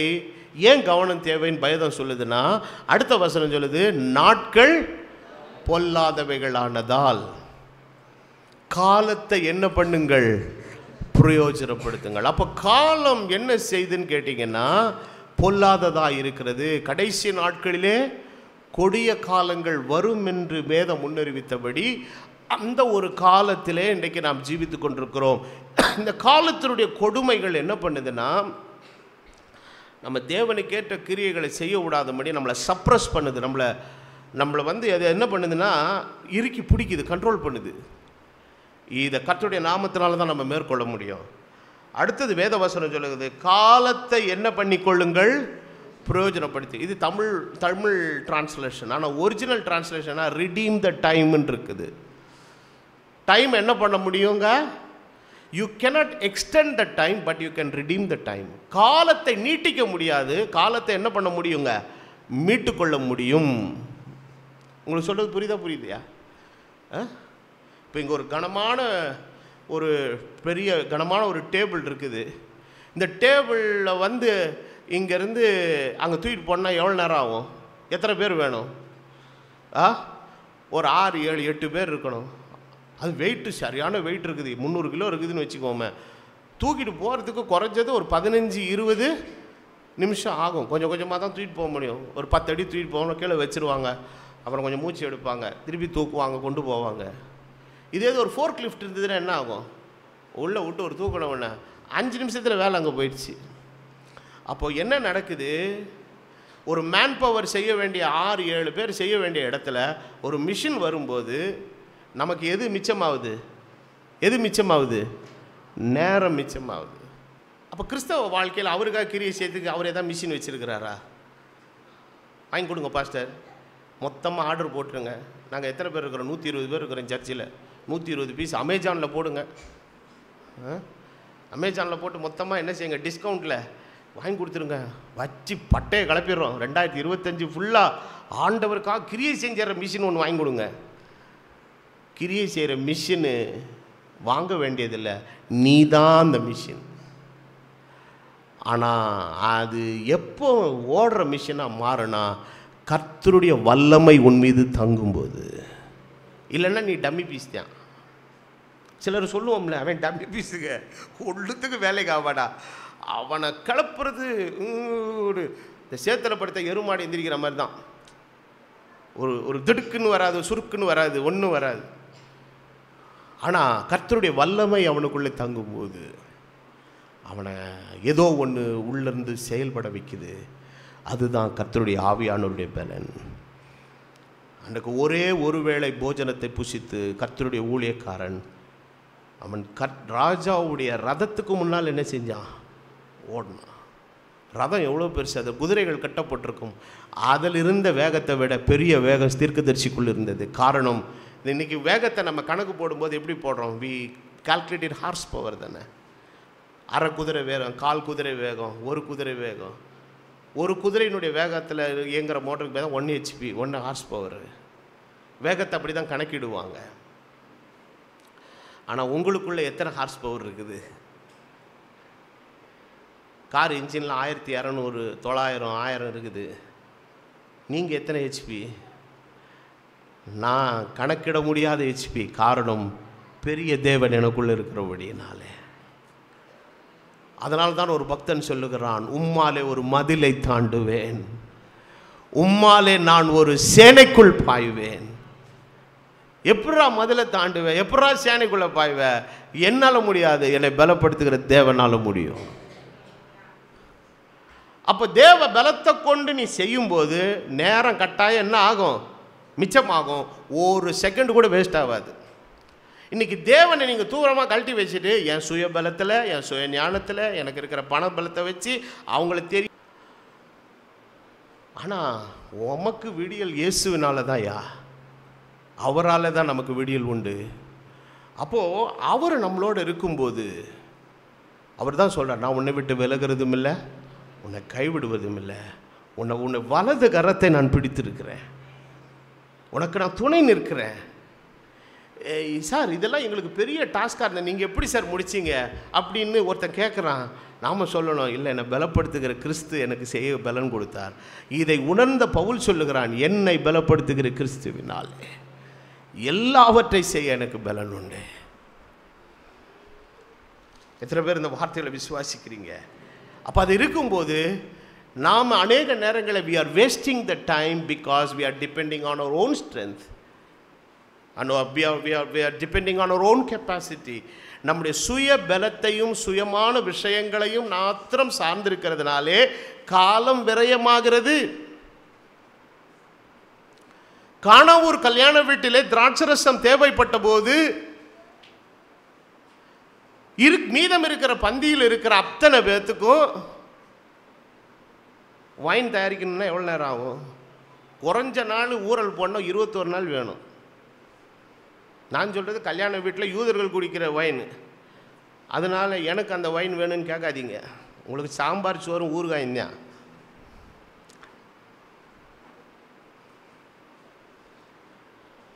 பந்தியில் இல்லைப்பா, முடிஞ்சு போச்சுப்பா, அதனால் இருக்கிற விருந்தாளிகளுக்கெல்லாம் டோக்கன் கொடுத்துருவோம், உங்கள் வீட்டுக்கே வைன் சப்ளை பண்ணப்படும், ஒரு 21 நாள் பொறுத்து கொள்ளவும் அப்படின்னு கானாவூர் வீட்டு கல்யாண வீட்டில் இருந்த எல்லாருக்கும் டோக்கன் கொடுத்து நீங்கள் பத்திரமா இருங்க.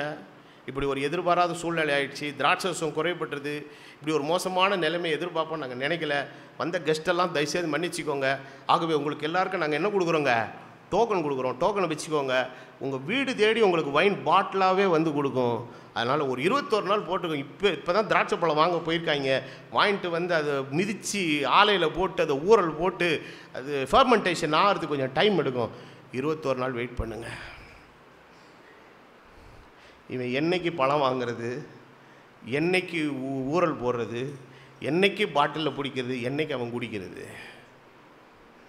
அதில் ஒருத்தன் கேட்குறான் டோக்கன் கொடுக்கும்போது, ஏங்க நாளைக்கே செத்துட்டேன்னா உங்கள் ஒய்ஃப்கிட்ட கொடுத்துட்றேங்கிறான். அதுலேயே கேட்குறான், நாமினேஷன் கேட்குறான். எதில் டோக்கன்லேயே என்ன கேட்குறேன்? நான் என் ஒய்ஃபும் போயிடுச்சுன்னா உங்கள் பையன்கிட்ட கொடுத்துட்றேன். இது சாத்தியம் நினைக்கிறீங்க? மரியாள் பார்த்தா இந்த சூழ்நிலையை சரி பண்ண ஒரே ஒருவரால் தான் முடியும், வானத்தையும் பூமியும் படைத்த கர்த்தராகிய இயேசு கிறிஸ்துவினாலே. அவரிடத்துல வந்து சொல்கிறா, இன்னும் பந்தியில் சாப்பிட வேண்டிய ஆட்கள் இருக்கிறாங்க, திராட்சரசம் இல்லை. ஆண்டவர் சொல்கிறாரு, என் வேலை இன்னும் வரல, ஜஸ்ட் வெயிட். அப்போ அவள் சொல்லிட்டு போகிறா, நீங்கள் வெயிட் பண்ணுங்க, வேலைக்காரரே அவர் உங்களுக்கு ஒன்று சொல்லுவார், அதை மாத்திரம் தயவுசெய்து செய்யுங்க. என்ன செய்ய சொன்னார்? போய் திராட்சை பழம் வாங்கிட்டு வாங்கடா, ஆலையில் போட்டு மிதிப்போம், அதுக்கப்புறம் நான் தொட்டு ஏதாவது இது பண்ணுறேன் அப்படின்னு ஏதாவது சொன்னாரா? ஒன்றும் சொல்லலை. எல்லாம் இங்கே கவனிங்க, நல்லா இதுக்கு போகுது, உச்சக்கட்டத்துக்கு போகுது செய்தி, டைவர்ட் ஆகாதீங்க, இங்கே கவனிங்க. அது போகுது. அப்போது ஆண்டவர் சொல்கிறாரு, தண்ணீரை கொண்டு வந்து கற்சாடிகளை நிரப்புங்கள். அப்போ குறைந்தபட்சம் 21 நாளில் ப்ராசஸ் பண்ணி எடுக்க வேண்டிய ஒரு வைனை ஒரு 10 நிமிஷத்தில் ஆண்டவர் முடிச்சு கொடுத்தாரு. இப்போ 10 நிமிஷத்தில் முடிகிற வேலையை ஒருத்தன் 21 நாள் ஆக்கணும்னு நினச்சிருந்தானே என்ன ஆயிருக்கும்? வேலை முடிஞ்சிருக்கும், 21 நாள் வேஸ்ட் ஆகிருக்கும். ஆனால் மிச்சம் அந்த நாள் போனது தான். ஆனால் அவர் தர்ற மாதிரி இவ்வளோ ருசியாக கூட அது இருக்காது. God always gives the best in his right time, which is incomparable. யாதனோடும் ஒப்பீடு செய்ய முடியாத அதிக ருசிகரமான ஒரு காரியத்தை கர்த்தர் கொடுக்கிறார். இந்த ஞானம் நமக்கு வேணும். அதாவது இந்த ஞானத்தை நிறைய பேர் விட்டுட்டு ரொம்ப ஞானமாக பண்ணுறேன்னு போய் என்ன பண்ணுறாது? திராட்சை பழம் வாங்க போகிறேன், ஆலையில் போட்டு மிதிக்கிறேன், ஊறல் போடுறேன், அதை போடுறேன், இதை போடுறேன், நான் 21 நாள் கழிச்சு தான் வாங்குவேன்னா வாங்கிக்கோங்க. நான் ஆராதிக்கிற தேவன் கேட்ட உடனே காரியங்களை செய்கிற, அசாத்தியமான காரியங்களை செய்கிற ஆண்டவர். அப்போ வேதவசனம் என்ன சொல்லுங்க? நாட்கள் என்ன ஆனதுனால? பொல்லாதவைகள் ஆனதுனாலே காலத்தை என்ன பண்ணிக்கொள்ளுங்கள். அப்போ எப்படி பிரயோஜனப்படுத்த முடியும்? இப்போ நான் ஏற்கனவே சொன்னது போல் 5 பேர் 6 பேர் செய்து கடினமாக செய்கிற ஒரு வேலையை ஒரு மிஷின் ஒரு 10 நிமிஷத்தில் செய்து 1/4 மணி நேரத்தில் செய்துன்னா, அதே மாதிரி தான் நம்முடைய ஆண்டவர் நாமளாக நம்முடைய சுய கற்பனையில் செய்து அதை பண்ணி இதை பண்ணி நான் பெரிய ஆள் ஆயிரன்னு நினைக்கிற அந்த சூழ்நிலையில் அவர் நமக்கு ஒரு அழகான திட்டத்தை, அழகான ஒரு சித்தத்தை நமக்கு காண்பித்து கொஞ்ச நேரத்திலேயே அவருடைய தீர்மானத்தின்படி சிறப்பாக செஞ்சு முடிச்சு கொடுத்துட்டு போயிடுறார். இதுதான் யாருடைய செயல்? தேவனுடைய செயல். இதை எத்தனை பேர் விசுவாசிக்கிறீங்க? இதை சொல்லிட்டு தான் அப்போஸ்தலன் சொல்லுகிறார், மறுபடியும் ஒரு ஆகையால் வருது. இந்த செய்தியை நீங்கள் சரியாக புரிஞ்சுக்கணும்னா, அப்பொழுது ஆனபடினாலே இதெல்லாம் ஒன்னோட ஒன்று என்ன உள்ளதுங்க? செயின் லிங்க் மாதிரி இருக்குது. அது படித்தாதான் இது புரியும், இது படித்தாதான் அது புரியும். ஆனபடியினாலே நீங்கள் எப்படி இல்லாமல் புத்தி இல்லாதவங்களாக இருந்துடாதீங்க. எந்த விஷயத்தில் குறித்து சொல்கிறாரு? கர்த்தருடைய சித்தம் இன்னது என்பதை உணர்ந்து கொள்ளுங்கள். அன்னைக்கு காணா ஒரு கல்யாண வீட்டிலே மரியாள் தேவ சித்தத்தை உணர்ந்து கொண்டாள். வேலைக்காரர்கள் தேவ சித்தத்தை உணர்ந்து கொண்டார்கள். தேவ சித்தத்தை உணர்ந்து கொள்ளுகிற நேரம் வரும்போது கர்த்தர் செய்ய சொல்லுகிற காரியங்கள் உங்களுடைய அறிவுக்கும் புத்திக்கும் புரியாததா இருக்கும். ஆனால் நீங்கள் அவர் சொல்லுகிறதை மாத்திரம் செய்யுங்க.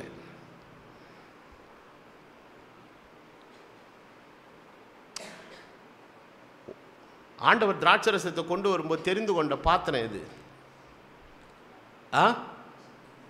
6 கற்சாடி. எல்லாரும் சொல்லுங்க. எதுக்கு வச்சிருந்தாங்க? கல்யாண வீட்டு வாசலில் வச்சிருந்தாங்க. எதுக்கு? சுத்திகரிப்புக்கு. யூதர்கள் இஸ்லாமியர்கள் ஒரு இடத்துக்கு போனால் என்ன பண்ணுவாங்க? முதல்ல இப்போ நம்ம மசூதிக்கெல்லாம் உள்ளே போய் பார்த்தீங்கன்னா ஸ்டூல் போட்டு இல்லை சிமெண்ட்லேயே கட்டி குழாலாம் வச்சுருப்பாங்க. முதல்ல அவங்க உள்ளே நுழையிறதுக்கு முன்னாடி செருப்பை கட்டிட்டு என்ன தான் போவாங்க? அவங்க உக்காந்து இந்த கையிலேருந்து இது வரைக்கும் முழங்கால் வரைக்கும் நல்லா கழுவிட்டு காலை சுத்தம் பண்ணிவிட்டு முகத்தை கழுவிட்டு தொடச்சிட்டு அதுக்கப்புறம் தான் எதுக்கு போவாங்க? இது அவங்களுடைய பண்பாடு. அது அப்போது கால் கழுவுறதுக்குன்னு வச்சுருந்த அந்த 6 கற்சாடியை கர்த்தர் சொல்கிறார், இதில் தண்ணியை நிரப்புங்கிறாரு. அவர் எதை கொண்டாகிலும் தம்முடைய காரியத்தை அவரால் செய்து முடிக்க முடியும். இல்லை ஆண்டவர் இதுக்குன்னு நான் ஸ்பெஷலாக போய் நான் பெரிய பேரல் ஏதாவது பாத்திரங்கத்தை நான் புதுசாக வாங்கிட்டு வரேன் ஆண்டவரை, கல்யாண விருந்துக்கு கொடுக்கறது, கால் கழுவுற தொட்டியில், that is none of your business. உனக்கு என்ன தேவை? உனக்கு என்ன தேவை? உனக்கு என்ன தேவை? அவர் சொல்கிறத மாத்திரம் செய். Don't talk smart. குறுக்க போய் அவருக்கு அட்வைஸ்லாம் தயவுசெய்து பண்ணாதீங்க. நம்ம ஏற்கனவே லூஸு. இதில் உளறி கொட்டோன்னா காரியம் சொதப்பலாயிரும். சிலர் ஸ்மார்ட்டாக சில காரியங்களை செய்யும்போது குறுக்க நோயின்னுக்கிட்டே இருப்பேன் பாருங்கள். நானே சில பேருக்கு டென்ஷனாக சொல்லி பேசாமல் அவங்கள விட்டுருங்க. ஒன்று செய்ய விடுங்க, இல்லை அவங்க வீட்டுக்கு அனுப்பிடுங்க. பின்னாடியே போய் என்ன பண்ணக்கூடாது? இந்த புள்ள பூச்சி மாதிரி கொடன்னுக்கிட்டே இருந்தாலும் வேலை ஆகாது. ஆண்டவர் நல்ல தெய்வம், உனக்காக எல்லாவற்றையும் அழகாக செய்கிறாரு. அப்போ அவர் சொல்லுகிற காரியங்கள் முரண்பட்டதாக இருந்தாலும் நீங்கள் அதை செய்யுங்கள். ஏனென்றால் கற்சாடியில் தண்ணீர் நிரப்பப்படுவது தேவ சித்தம். அதை மொண்டு கொண்டு போய் பந்தி விசாரிப்புக்காரிடத்தில் கொடுக்கப்பட வேண்டியது தேவனுடைய சித்தம். தேவன் தருகிற வேலைக்காய் காத்திருக்க வேண்டியது தேவ சித்தம். பந்தி விசாரிப்புக்காரிடத்தில் கொடுத்த போது அது அற்புதமான திராட்சரசமாயிருந்தது. அப்போ இந்த கால வேளையில் நீங்கள் மதியற்றவர்களாக தயவுசெய்து இல்லாமல் காலத்தை பிரயோஜனப்படுங்க. அப்போது நீங்கள் காலத்தை நிறைய விஷயங்களை வேஸ்ட் பண்ணிவிட்டு அதுக்கப்புறம் நீங்கள் கர்த்தருடைய சித்தம்னு வரீங்க. அது எவ்வளோ தப்பு தெரியுங்களா? உங்களுக்காக ஒரு காரியத்தை ஒருவர் அழகாக சுலபமாக செய்கிறதுக்கு பக்கத்திலே இருக்கிறாரு. அவர் சொல்கிறார், நான் உன்னை விட்டு விலகுவதும் இல்லை, உன்னை கைவிடுவதும் இல்லை, உலகத்தின் கடைசி பரியந்தம் நான் உங்களோடு கூட இருக்கிறேன். அப்போ இவ்வளோ பெரிய பொட்டன்ஷியல் உள்ள ஒருத்தர் பக்கத்தில் இருக்கும்போது நாம் நம்முடைய சுய ஞானத்தை வச்சு நான் அவரை போய் பார்க்குறேன், இவரை போய் பார்க்குறேன், அதை செய்ய போகிறேன், இதை செய்ய போகிறேன், நம்முடைய சுய ஞானத்தில் நாம் எடுக்கிற திட்டங்களால் காலங்களும் தாமதமாகி நேரமும் விரயமாகி பணமும் விரயமாகி தோல்வியில் உட்கார்ந்திருக்கிறோம். இந்த புத்தியற்ற மதியற்ற நிலைமை விட்டு தான் அப்போஸ்தலன் சொல்கிறார், வெளியில் வந்துரு. தேவனுடைய நன்மை பிரியம் அவருடைய பரிபூர்ண சித்தம் என்னது என்பதை உணர்ந்து கொள். நீ செய்ய முயற்சித்தாயானால் அற்புதத்தை உன் கண்கள் காணும். ஆண்டவர் சொல்லியிருக்கிறார் வாக்குத்தத்தம், உன்னை அதிசயங்களை காண பண்ணுவேன். இது ஃபேன் சுவிட்ச் போட்டால் ஓடுது, இது அதிசயமா? இது அதிசயமா? அது இப்போ திடீர்னு கரண்ட்டு போயிடுச்சு, ஆனாலும் இந்த 2 ஃபேன் சுற்றிக்கிட்டு இருக்குது, அது என்னது? அதிசயம். தண்ணியில் இரும்பை போட்டால் என்ன செய்யும்? உள்ளே போகும். ஆனால் மிதந்துச்சுன்னா நடந்துச்சா நடக்கலையா? நீங்கள் தண்ணியில் குதிச்சா உள்ளே போவீங்க, ஏசு நடந்தாரா நடக்கலையா? அதுதான் அதிசயம். எது இயற்கையின் விதிப்படி இப்படித்தான் நடக்கும் என்று சொல்லியிருக்கிறோமோ அதற்கு முரண்பாடாக ஒன்று நடக்குமானால் அதுதான் அதிசயம். அந்த அதிசயத்தை ஒருவரால் தான் செய்ய முடியும், அவர்தான் கர்த்தராகிய இயேசு கிறிஸ்து. அப்போ இந்த அதிசயம் யார் வாழ்க்கையில் நடக்கும்னா, அவருடைய சித்தத்தை உணர்ந்து கொள்ளுகிறவனுடைய வாழ்க்கையில் நடக்கும். நீ விசுவாசித்தால் தேவனுடைய மகிமையை காண்பார். நிறைய பேர் ஒவ்வொருத்தரும் ஒவ்வொரு காலகட்டங்கள், 15 வருஷம் 20 வருஷம். நீங்கள் வியாதியஸ்தர்கள்லாம் பாருங்கள். ஒரு பொம்பளை எக்ஸாஸ்ட் ஆகி சொல்ல, என் ஆஸ்திகள் எல்லாத்தையும் என்ன பண்ணிட்டேன், செலவு பண்ணி சற்றேனும் என்ன அடையாமல், குணமடையாமல். ஆனால் ஒரே ஒரு touch, the touch of the garment, அவருடைய உதரப்போக்கை இமிடியட்டாக நிற்க வச்சிச்சு. அப்போது அவன் யோசித்திருக்கலாம், இந்த இயேசு கொஞ்சம் முன்னாடி வந்திருந்தா என் பணமெல்லாம் மிச்சமாக இருக்குமே. ஆனால் உங்களுக்கு ஒரு நல்ல செய்தியை சொல்லட்டுமா? அப்படி உங்களை புத்தி இல்லாத மதியினமான தன்மையினாலே சில காரியங்களை நீங்கள் நஷ்டம் அடைந்திருந்தாலும் கர்த்தர் செய்த அற்புதத்தை மாத்திரமல்ல, இழந்து போன ஆசீர்வாதத்தை உங்களுக்கு மீட்டு தருவார். Lord, I lost it because of my foolishness, but I want to redeem it what I lost it. என்னுடைய புத்தி இல்லாத மதியினத்தினாலே வாழ்க்கையில் சிலவற்றை நான் இழந்துட்டேன். I lost my prime time, I lost my money, I lost my effort, I lost all my capacity. நீர் அதை எனக்கு திரும்ப தாரும்.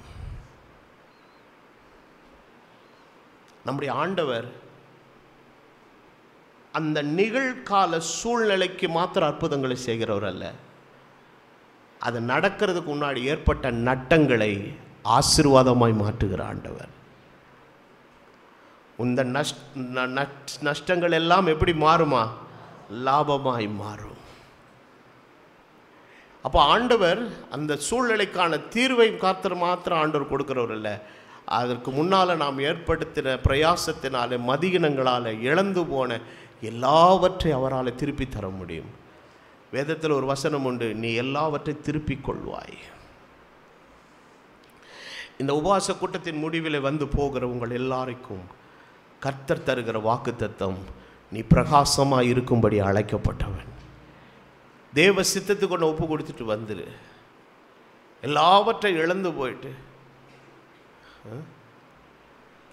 ஒரு சகோதரர் என்கிட்ட வந்து சில வருஷத்துக்கு முன்னாடி சொல்லும்போது, பாஸ்டர் ஒன்றும் ஆசீர்வாதமே இல்லை பாஸ்டர், எல்லாம் வர்றதெல்லாம் எப்படி தான் போகுதுன்னே தெரில பாஸ்டர் அப்படின்னாரு.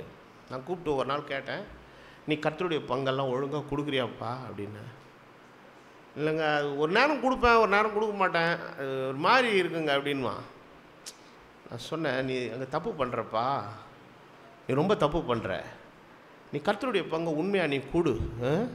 வேத வசனம் சொல்லுகிறது, அவன் சம்பாதிக்கிறது எல்லாவற்றையும் எதில் போடுறான்னா பொத்தல் பையில் போடுறான். அப்போது நீ கர்த்தருடைய பங்கை கர்த்தருக்கு கொடுக்கணுங்கிறது யாருடைய சித்தம்? தேவனுடைய சித்தம். இல்லைங்க என் சூழ்நிலையினால் நான் அப்படி பண்ணிட்டேன், அது சூழ்நிலையெல்லாம் பற்றி பேசாத. தேவ சித்தம் தேவ சித்தம்தான். தேவ சித்தத்துக்குள்ளே வா. சரி, இப்போ நான் என்ன பண்ணணும்? ஒரு தீர்மானம் செய். ஒரு சூழ்நிலையை பார்க்காத. அடுத்த மாதம் உனக்கு ஆண்டவர் என்ன ஆசீர்வாதத்தை கொடுக்கும், முதல்ல அதை எடுத்து வச்சுட்டு அடுத்த வேலையை பாரு. நீ என்ன நடக்குதுன்னு பாரு. சொல்லி கொடுத்துட்டேன், டெக்னிக்கை சொல்லி கொடுத்துட்டேன். அடுத்த மாதம் தலை தெறிக்க ஓடி வந்து சொல்கிறேன், பாஸ்டர் குழச்சிக்கிட்டேன் பாஸ்டர். அது சொல்கிறான், இது நீ கொஞ்சம் நாளைக்கு முன்னாடியே சொல்லியிருந்தீங்கன்னா நல்லா இருந்திருக்குமே. ஏப்பா நான் பிரசங்கம் இடத்துல விழுந்து விழுந்து சொல்கிறேனேப்பா, நீ கொஞ்சம் காது கொடுத்து கேட்கல. இல்லை நீயாவது வந்து என்கிட்ட என்ன செஞ்சுருக்கலாம், சொல்லியிருக்கலாம், நீயும் சொல்லலை. ஆனால் கர்த்தர் வார்த்தையை கொடுத்தாரு, வேதத்தில் எழுதி வச்சிருக்காரு. நீ வேதத்தையும் கவனிக்கலை, என் பிரசங்கத்தையும் கவனிக்கலை, நீ கேட்கவும் முயற்சி பண்ணலை. பாஸ்டர், இந்த டெக்னிக் மாத்திரம் எனக்கு தெரிஞ்சிருந்ததுன்னா இந்த 5 வருஷத்தில் எவ்வளோ இழந்தேனே பாஸ்டர், எல்லாத்தையும் என்ன பண்ணியிருப்பேனே, மீட்டிருப்பேனே. நான் சொன்னேன், இப்போவும் சான்ஸ் உண்டு. ஆண்டவர் தமது நன்மையை தரும்போது எப்படி சொல்கிறான்னா, ரெட்டிப்பான நன்மையை தருவேன், நீ என்றைக்கே தருவேன், நீ இழந்து போனவைகள் எல்லாவற்றையும் கர்த்தர் உனக்கு திரும்ப தருவார். இதற்கு மேலே நீ சின்சியராக இரு. உனக்கு ஏற்பட்ட நஷ்டங்கள் பிசாசு நஷ்டப்படுத்தினான், கர்த்தர் அதை லாபமாய் மாற்றி இழந்து போனது எல்லாவற்றையும் திருப்பி தருவார். ஆனால் நீ செய்ய வேண்டிய ஒரே ஒரு காரியம், come to the point of the will of God. தேவனுடைய சித்தத்தை மாத்திரம் என்ன செய்து கொள்ளுங்க. அந்த உணர்வு வரலன்னா அது கஷ்டந்தாங்க. நம்ம பாஸ்டர் 2 நாளாக பேசுனது போல் கர்த்தருடைய சித்தத்துக்குள்ளே வர்றது தான் we are coming to the law of God. தேவனுடைய பிரமாணத்துக்குள்ளே இயங்க ஆரம்பிக்கிறோம். அந்த தேவனுடைய பிரமாணத்துக்குள்ளே இயங்க முடியாதபடி வேறு பிரமாணத்தில் இயங்கும்போது எல்லாம் என்ன ஆகிட்டே போகுதுங்க. ஆமாம் ஆமாம், பஸ்ஸில் 5 கியர் இருக்குது. 5வது கியர் என்ன கியரு? Reverse gear. அது ரிவர்ஸ் கியர் போட்டு ஒரு 2 அடி நவரலாம், 3 அடி நவரலாம். வாழ்க்கை ஃபுல்லாக ரிவர்ஸ் கியர்லேயே போகணுன்னா எப்படி? செங்கல்பட்டுக்கு போயிட்டு ராட்னங்கடர் போய்ட்டு நான் யூட்டன் அடிக்க மாட்டேன், ரிவர்ஸ் கியர்லேயே போக போகிறேன். எது வரைக்கும்? திருக்கழுக்குன்ற வரைக்கும் போக போகிறேன்னா நிச்சயமாக சொல்கிறேன், 10 அடி கூட தாண்ட மாட்டோம். ஆண்டவர் முன்னால் போகிறதுக்கு 4 கியர் கொடுத்துருக்காரு. மேக் அ யூட்டன், அதுதான் மனம் திரும்புதல். நீ எடுக்க வேண்டிய யூட்டன் தான் என்னதுங்க? மனம் திரும்புதல். அந்த மனம் திரும்புதல் ஆகிய யூட்டன் எடுத்துட்டு போட வேண்டிய 4 கியரை போடு, நீ வந்து சேர வேண்டிய இடத்துக்கு சேருவாய். அதுதான் தேவனுடைய சித்தம். இன்னும் மதியற்றவர்கள் ஆயிராமல் கர்த்தருடைய சித்தத்தை உணர்ந்து கொள்ளுங்கள். உணர்ந்துக்கிட்டீங்கன்னா என்ன ஆயிடுவீங்க? கர்த்தர் உங்களை, எல்லாரும் சொல்லுங்க, கர்த்தர் என்னை பிரகாசிப்பிப்பார். நான் பிரகாசிக்கப்படும்படி அழைக்கப்பட்டவன். அவருடைய சித்தத்தை உணர்ந்து கொண்டால், அந்த மதியற்ற தன்மை விட்டு வெளியே வந்தால் கர்த்தர் என்னை பிரகாசிப்பிப்பார். எத்தனை பேர் இந்த வார்த்தையை விசுவாசிக்கிறீங்க? ஆமென். அப்போ தேவன் தாம் இந்த கிருபையை, நன்மை உங்கள் எல்லாருக்கும் தருவாராக என்று சொல்லி தேவனுடைய வார்த்தையை நான் நிறைவு பண்ணுகிறேன். நாம் யாவரும் எழும்பி ஜெபம்